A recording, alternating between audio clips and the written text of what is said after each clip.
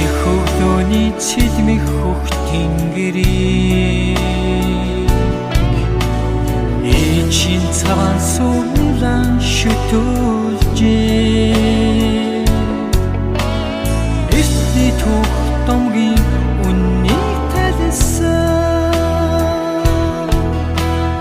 Их хатуужлаар хүн бол гэж өөрөө үжээ Найман зууны төвтэх онгон талын дээр